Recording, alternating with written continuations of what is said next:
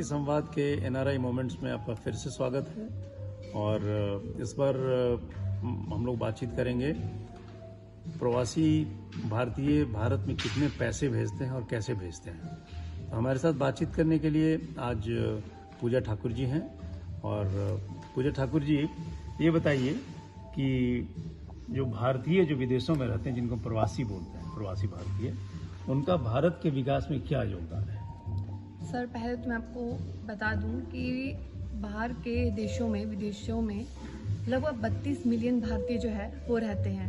32 million? हाँ जी। अच्छा।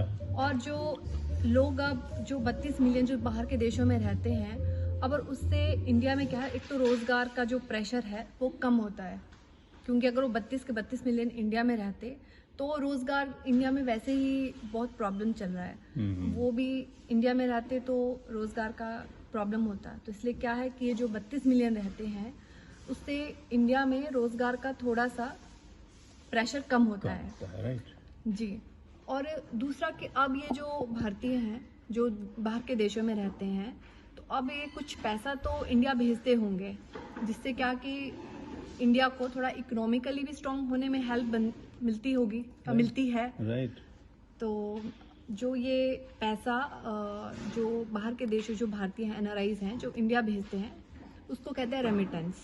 तो जो मैं आपको बता दूं, लगभग पिछले एक साल में जो सर्वे हुआ है उसमें केवल और केवल यूएई में $90 बिलियन जो है वो इंडिया रेमिटेंस के तौर पे 90 बिलियन? जी, बहुत बड़ा अमाउंट है। जी सर। या राइट।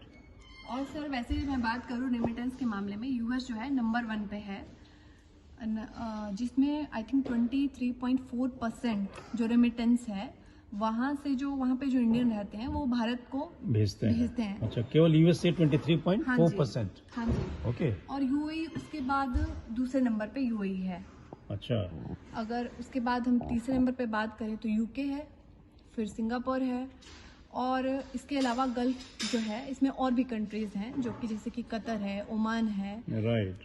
तो ये कंट्रीज भी, यहाँ पे भी बहुत सारे भारतीय रहते हैं जो कि एज अ रेमिटेंस जो कि भारत को मनी सेंड करते हैं अपनी फैमिलीज को।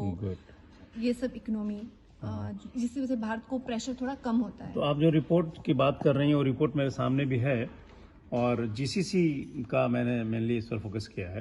तो जीसीसी से में यूएई सबसे ज्यादा पैसे भेजता है। यूएई में बाहर रहने वाले भारतीय लगभग 18%। It is 18% of the total. 90 billion dollars भेजे हैं उन्होंने 2022 में। बहुत बड़ा नंबर है। जी सर। और उसके बाद सऊदी अरब से आया है 5%। उसके बाद कुवैत से आया है 2.4%, ओमान से आया है 1.6%, और कतर से आया है 1.5%।